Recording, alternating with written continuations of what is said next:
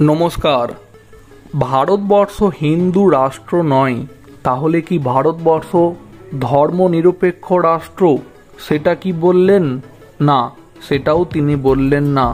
তাহলে ভারতবর্ষ কি অন্য কোনো ধর্মের রাষ্ট্র? সেটাই কি বোঝাতে চাইলেন অমর্ত্য সেন? ভারতবর্ষ হিন্দু রাষ্ট্র নয়, প্রতিফলন হয়েছে ভোটের ফলে, এমনটাই জানালো অমর্ত্য সেন। অমর্ত্য সেন এই প্রসঙ্গে বলতে গিয়ে জানিয়েছে, ভারত যে হিন্দু রাষ্ট্র নয় সেটা ভোটের রায়ে প্রতিফলন হয়েছে। এমনটাই মত অমর্ত্য সেনের।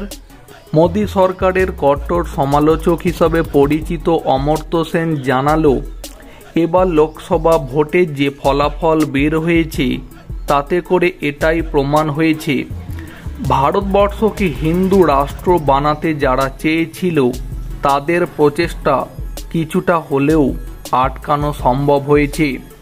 তার মানে অমর্ত্য সেন যেটা বলতে চেয়েছে তা হলো, বিজেপি যে 240টি লোকসভা আসন পেয়েছে সেটা হিন্দু সম্প্রদায়ের জনগণ বিজেপিকে ভোট দেয়নি, এবং বিজেপি বিরোধী যে রাজনৈতিক দলগুলি জোট করে মোট 230টি লোকসভা আসন পেয়েছে সেখানে অনেক হিন্দু সম্প্রদায়ের জনগণ তাদেরকে ভোট দিয়েছে বলে তারা ওই 230টি আসন পেয়েছে। প্রিয় দর্শক বন্ধু, অমর্ত্য সেনের করা এই মন্তব্যটির বিষয়ে আপনাদের কি মতামত থাকছে কমেন্টে জানাতে পারেন। ভিডিওটিকে সম্পূর্ণ করে দেখার জন্য অসংখ্য ধন্যবাদ।